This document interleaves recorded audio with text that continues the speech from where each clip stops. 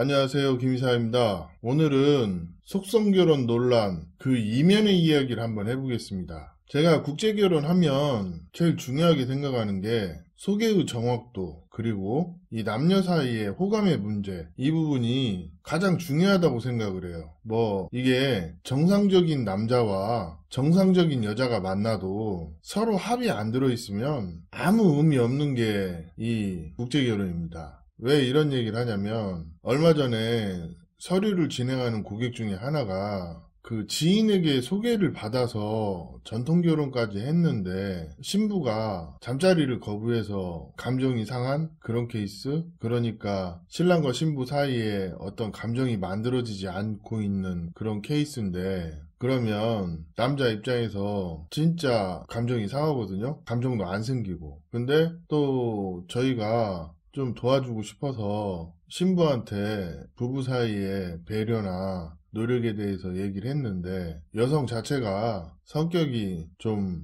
그냥 말해도 안 듣는 스타일, 그런 스타일이라 좀 어려워 보이는 그런 케이스도 있고, 또 여러 케이스가 있겠지만, 제가 봤을 때 국제결혼은 이 연애결혼이냐 속성결혼이냐 이게 중요한 게 아니에요. 사실은. 왜냐면 국제결혼의 생리가 일단 정해진 기간이 있고, 그 기간 안에 어떤 절차를 거쳐서 한국에 데려오는 건 대동소이하기 때문에 쓰여지는 비용 부분에서 얼마나 효과적이냐, 그렇지 않냐, 어떻게 보면 이런 게 더 중요한 거예요. 자, 봅시다. 케이스 몇 가지 얘기해 드릴게요. 연애결혼 하는데 막상 여자랑 교제기간 갖고 그때까진 좋았어요. 그런데 전통결혼 끝나고 신부가 잠자리 거부해. 그리고 소극적이야. 그러면 이거 사람 죽여요. 이런 분들이 의외로 많아요. 어쩌다 한번 해도 진짜 하는 둥 마는 둥 억지로 하는, 통나무랑 하는 그런 기분? 그러면 정말 기분 나쁘거든요. 이게 어떤 잠자리를 잘하고 못하고 이런 문제가 아니에요. 여자 좀 만나보신 분들은 알겠지만 이 여자가 적극적인지 그렇지 않은지 이런 문제인데, 이런 게 참 케이스가 다양하기 때문에 뭐라고 설명하기가 어렵긴 하지만, 제가 해드릴 수 있는 조언은 일단은 대체적으로 보면 성격이 좋고, 또 나에게 적극적인 여자가 잠자리에서도 적어도 날 홀대하지는 않아요. 이 여자가 어떤 성적 경험이 많냐 적냐 이런 문제가 아니에요. 남녀라는 건 제가 늘 하는 말 중에, 결혼을 목적으로 만나는 커플은 잠자리도 굉장히 중요하기 때문에 이게 맞아야 돼요. 그래서 이 성격, 나에 대한 호감, 이런 것들이 굉장히 중요한 거예요. 예를 들어서 내가 좀 욕심을 부려서 예쁜 여자랑 결혼을 했어요. 근데 그 신부가 잠자리에 소극적이고 또 그런 부분에서 어떤 이상함을 느끼게 행동을 하면 남자 입장에서 좋은 감정이 올라올래야 올라올 수가 없다는 거예요. 그리고 얼마 전에 실제 있었던 케이스인데, 한국 남자하고 베트남 여자하고 약혼을 했어요. 근데 여자가 금전적인 요구가 좀 있었어요. 반지를 사달라는 둥, 뭐가 필요하니까 좀 해달라는 둥. 근데 그게 그냥 약간 과하긴 하지만 그렇게 심할 정도는 아닌 그런 케이스. 그리고 또 혼인신고를 하려고 하는데 이 케이스는 혼인신고를 하면 안 되는 케이스라서 좀 미루라고 얘기했던 그런 케이스가 하나 있거든요. 근데 그 핵심이 이거예요. 그분 얘기는 업체가 신부를 컨트롤해서 이렇게 하는 사기 결혼 아니냐, 이런 식으로 얘기를 좀 하던데, 그 국제결혼 하시는 분들 중에 상당수가 신랑이랑 신부랑 관계가 안 좋으면 업체가 장난을 친다는 생각을 하시는 분들이 있거든요. 근데 업체가 장난칠 이유가 없어요. 왜? 재추진하면 어떻게든 손해를 보기 때문에 그냥 한 방에 끝나는 게 제일 좋거든요. 근데 왜 장난을 쳐요? 그리고 요즘에 업체 죽을 짓 안 하기 때문에 장난을 안 칩니다. 그래서 제가 얘기를 좀 듣다 보니까 이 사람이 처음에 신부를 매칭을 할 때 좀 까시럽게 자신의 주관적인 기준에 최고의 선택을 한 거예요. 근데 그 여성이 그 남자한테 별 관심이 없는 거죠. 그러면 이런 경우는 크게 세 가지로 나눠볼 수 있거든요. 하나는 일단 남자랑 여자랑 잠자리를 했는데 이 남자가 잠자리를 잘 못 치렀어요. 잘하고 못하고의 그런 거보다 그냥 자기 입장에서만 이기적으로 잠자리하는 남자들이 있거든요. 그러면 여자들이 이런 얘기를 해요. 성적인 매력을 못 느껴버리면 좀 몇 번 더 만나서 남자가 노력하지 않으면 그냥 그걸로도 대접을 못 받는 경우도 있어요. 그리고 두 번째는 여자가 한국 남자랑 결혼할 때 돈 때문에 결혼하는 그런 케이스도 일반적으로 있겠죠. 그리고 세 번째는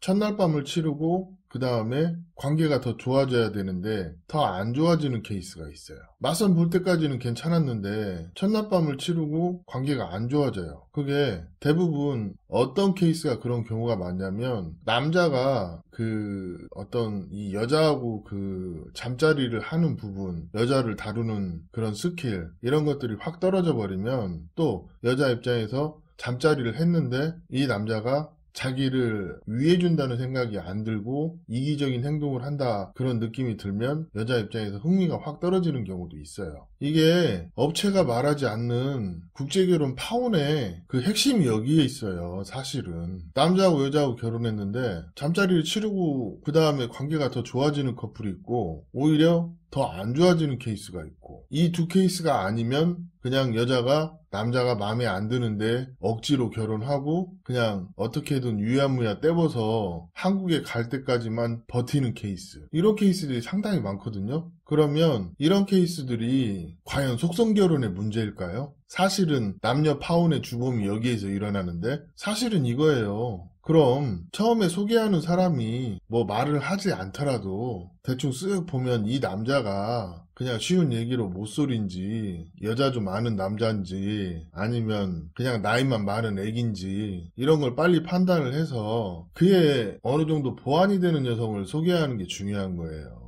그래서 중개인의 능력치가 중요한 거지 뭐 한국 남자들 국제결혼 실패한 사람 떠드는 말 들어보면 속성결혼이 문제다? 아니 여자 만나고 한 달 만에 자는 거나 두 달 만에 자는 거나 뭔 차이가 있어요. 어차피 치를 건 치러보고 그게 맞는지 안 맞는지 그 부분이 상당히 중요하더라. 그 얘기가 하고 싶은 거지 내가. 자, 또 어떤 분들은 저번에 보니까 참 신박한 댓글을 하나 남겼더라고. 업체 결혼하는데 여자랑 잠자리 해보고 계약하면 안 되냐. 그래서 제가 무슨 또라이도 아니고 어이 정신병자냐? 뭐 이런 얘기를 했거든요. 결혼이 또 한편으로는 이 잠자리를 굉장히 중요하게 생각하는 사람들이 있어요. 상당 부분이 저도 뭐 공감을 안 하는 바는 아니지만 이것도 상식적인 범주가 있죠. 그 범주에서 굉장히 중요한 부분 중에 하나가 이 잠자리 부분인 거예요. 사실은 이 잠자리에서 어떤 결판이 나는데 이 잠자리에서 그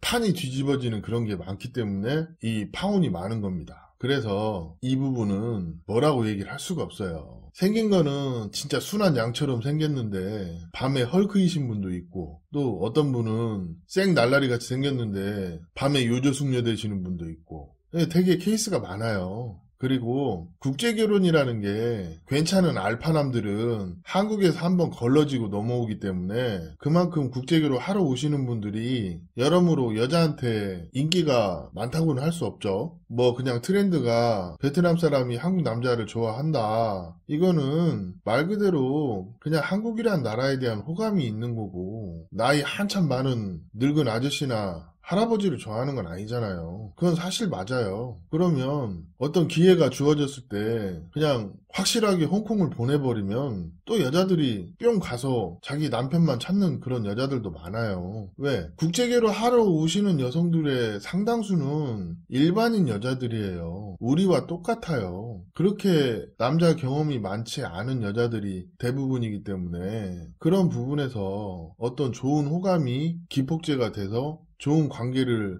끌어주는 하나의 수단이 되는 게 잠자리인 거지. 뭐 40대 중반, 뭐 50대 초반, 중반 이런 분들 보면 국제결혼하면서 잠자리만 얘기하시는 분들이 있거든요. 또 그런 분들은 또 의외로 잘 안 돼요. 왜 그러냐면 아니 무슨 양기가 주둥아리로만 몰렸나. 말은 양 청산유수인데 막상 나중에 신부랑 친해져갖고 신부들끼리 하는 얘기 들어보면 참 뭐랄까, 말하기 민망한 그런 케이스도 많거든요. 그러니까 이거는 제가 봤을 때 이 국제결혼의 어느 한 파트가 이 남녀 사이에 어떤 something 스페셜한 이런 거를 잘 이끌어갈 수 있는 그런 남자가 여자한테 대접도 받고 그런 거기 때문에 남자도 이 국제결혼을 준비한다면 운동을 좀 한다든지 아니면 이건 조심스럽긴 한데 내가 여자를 잘 모른다면 그만큼 인내와 배려를 가지고 좀 더 너그러운 마음으로 신부를 대한다든지 이런 부분을 잘 컨트롤을 해야 한다는 거죠. 그래서 제가 이런 얘기 하잖아요. 국제결혼이라는 게 아무래도 젊은 사람들이 유리할 수밖에 없는 이유가 외적 호감은 어떤 성적인 부분하고 연관되는 분명한 그런 게 좀 있습니다. 무시를 못해요. 호감 그리고 이 잠자리 이런 것들이 어떤 교제의 한 과정이고 사람 사이의 관계를 만들어주는 윤활제 같은 거기 때문에 이런 남녀 사이의 상성을 이해하고 하는 게 중요하다는 의미로 오늘 이 얘기를 하는 거고 이런 것들이 한편으로는 속성결혼과 상관없이 국제결혼의 중요한 일부라는 거죠. 실제 상당수의 많은 남성들이 신부님들과 첫날밤을 치르고 결혼 잘못한 것 같다 이런 얘기를 하시는 분들이 많아요. 왜? 사람이 말로는 거짓말 할 수 있어도 몸은 거짓말 하지 않는 거예요. 그래서 남녀 사이의 확신은 이 성관계에서 어떤 몸으로 느끼는 그런 확신이 있기 때문에 제3자가 함부로 말을 할 수 없는 겁니다. 내가 국제결혼 하는데 상대 여성과 잠자리를 했어요. 그런데 그 잠자리에서 뭔가 좀 이상하고 그러면 잘 될래야 잘 되지가 않습니다. 그렇기 때문에 이런 부분에서 뭔가 이상 기운을 느끼시면 거기서 멈추셔야 돼요. 안 그러면 2차 피해가 발생하고 한국에 와서도 개선이 되지 않습니다. 아니 일단 한국 남자 입장에서 마음 상하고 빈정 상했는데 그게 회복이 잘 되겠냐고요. 그렇지가 않아요. 그래서 신뢰를 형성하는 하나의 과정 중에 이 잠자리도 중요하기 때문에 이 잠자리 부분에서 한국 남자들이 뭔가 이상하면 그때 꼭 멈추셔야 돼요. 왜 이런 얘기를 하냐면 여자 잘 모르시는 분들이 그냥 좋아지겠지 아니면 자기가 좋아하는 마음만 가지고 진행을 하다가 큰 낭패를 보시는 분들이 많기 때문에 오늘 이런 얘기를 해봤습니다. 진짜 국제결혼에서 속성결혼, 연애결혼 이런 거와 상관없이 잠자리 때문에 낭패를 보셔서 결혼 파혼하시는 분들이 많기 때문에 사실은 오늘 이런 얘기를 하는 거니까 이런 부분에서 문제가 있으면 저 김이사한테 상담을 요청을 해보세요. 그러면 제 경험을 공유를 해드리겠습니다. 오늘 이야기는 여기까지 하겠습니다. 감사합니다.